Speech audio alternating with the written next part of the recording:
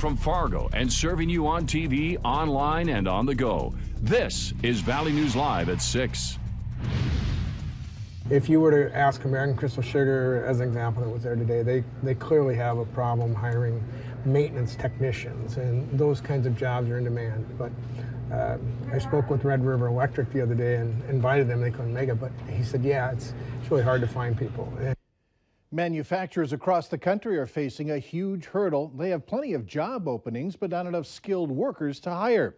It's a problem that's hitting close to home, where companies in the FM area have noticed the shift. Tonight, Valley News Team's Melanie Palmer has our story about the lack of students going to trade schools. I was hiring people all the time too, and by doing that, got me to look at how I wanted technicians to, or what I wanted them to know before I hired them. Richard Weber teaches diesel technology at Minnesota State Community and Technical College. Back in the day, he did a 2-year program himself, and he's well aware of a skilled trade shortage. Oh, absolutely. I experienced it when I was out in the field. And he's far from the only one. A recent study shows nearly half of manufacturers say their biggest challenge this year is finding skilled workers. And that same shortage is getting attention from a U.S. senator. You have a very low unemployment rate. A lot of people have jobs, but then you also have a real gap between the companies that are creating great jobs and the people that have the skills to fill those jobs. But M-State Moorhead is working to fill that gap. G.L. Tucker is the executive director of Workforce Development Solutions at the school. He says all the students in the electrical, plumbing, and diesel technology departments have jobs before they even complete the program. We kind of went through a period where everybody needed to go to 4-year college. Now we're kind of with the debt, and that was brought up today in the meeting, as you could tell, and there were questions around that and that student loan debt. And so now you can go get a trades degree here at M-State for less than $6,000 of tuition a year. And that couple grand can take you a long way. The average skilled trade job pays about $55,000 a year. Research shows people with career and technical educations are more likely to be employed than people with academic credentials. In Moorhead, Melanie Palmer, Valley News Live. More Americans are attending 4-year colleges than ever before, and research shows around 90% of millennials who graduate high school attend college within a couple of years. But some high schools are trying to give students more options when looking at post-grad plans, such as technical trade jobs, to try and help fill the gap. New information tonight regarding the fates of some of the students charged in what some call a rape game. The Richland County State's Attorney's Office tells Valley News Live that the cases involving 4 students have been resolved while 1 is ongoing. The students were charged after our whistleblower hotline investigation uncovered claims of hazing and sexual assault within the Richland County 44 school. Former Superintendent Tim Godfrey was put on paid administrative leave following the incident, and the school board accepted his resignation last night.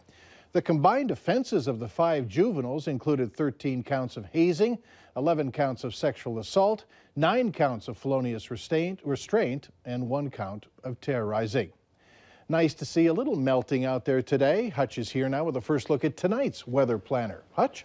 Indeed, the sunshine felt good after a bitter start to the day. Below zero in Park Rapids, no records broken for lows today in Fargo or Grand Forks as we're in the single digits above zero. Temperatures soared today well into the 20s with the southwest breeze, but we do have some passing snow showers across the northern I-29 corridor heading into the evening. This will continue to drift eastward, mainly through our northern counties. It's tomorrow's batch of snow that will be on the doorstep of our western counties by daybreak that will bring some measurable snowfall to the region. So enjoy what limited sunshine we have left. Temperatures slipping into the teens.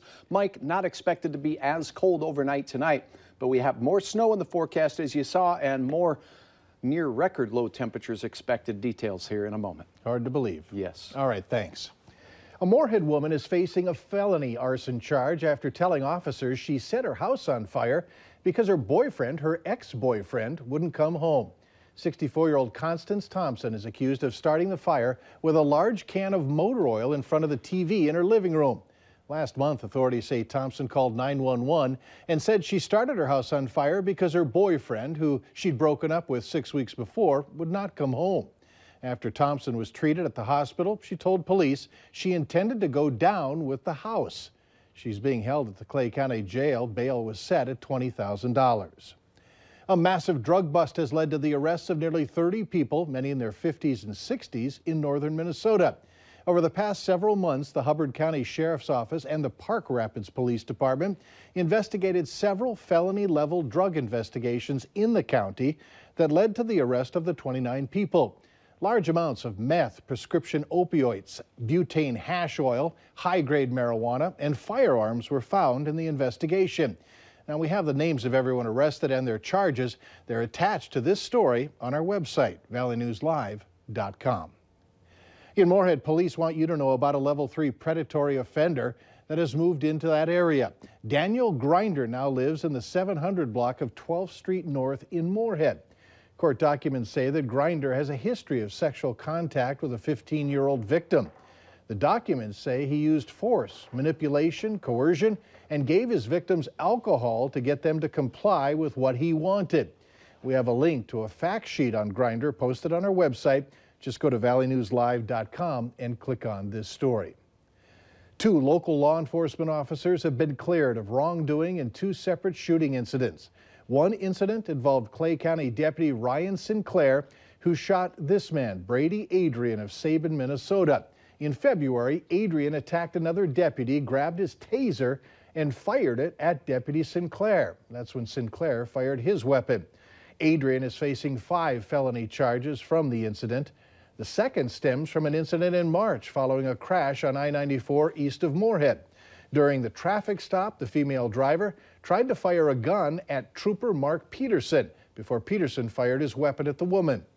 She and her male passenger were later arrested. Melody Gray is facing multiple felony charges, including attempted murder.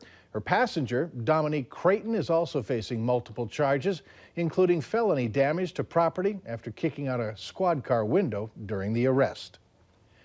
North Dakota Attorney General Wayne Stenjum says the state's law banning corporate farming won't prevent operations from growing medical marijuana. There are exemptions. Stenjum says that there's nothing in the law requiring a medical marijuana operation to be on agricultural land. The law requires medical marijuana to be produced in a closed, locked facility. The health department is developing a program for the drug approved by voters in 2016. 2 manufacturers will be registered. Potential growers will have until April 19th to apply. Later on Valley News Live at 6, your contributions help to provide more money going to the local Habitat for Humanity project. We'll explain. Up next, a romance scam that's targeting National Guard soldiers.